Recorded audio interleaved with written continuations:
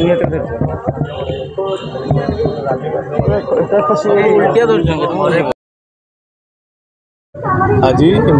आमर शिशु श्रमिक निराकरण एवं सचेतनता रथ माध्यम रैली माध्यम आम समस्त जनसाधारण मानक एवं समस्त प्रतिष्ठान दुकान बजार प्रतिष्ठान मानक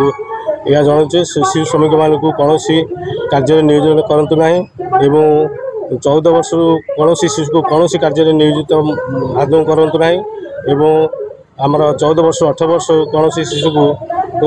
किशोर मानक कौन विपद संकुल कार्य नियोजित करूँ ना यह रैली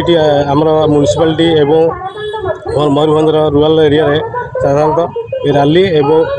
ये रथटी आमर प्रचार माध्यम समस्त जनईदेवा चाहूँगी कौन सचेतन कराया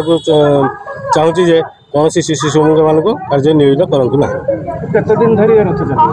आमर आमर यहाँ वर्ल्ड एगनेस्ट चाइल्ड लेबर जो रही आम 1/6/2024 रु 30/6/2024 मध्य यही सचेतनता समग्र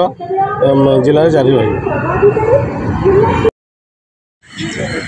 बाइक तो नहीं पड़ो सिक्योर बाइक तो नहीं पड़े आइला बेले लैपटॉप फापटॉप बांधे देखिए पड़े हाँ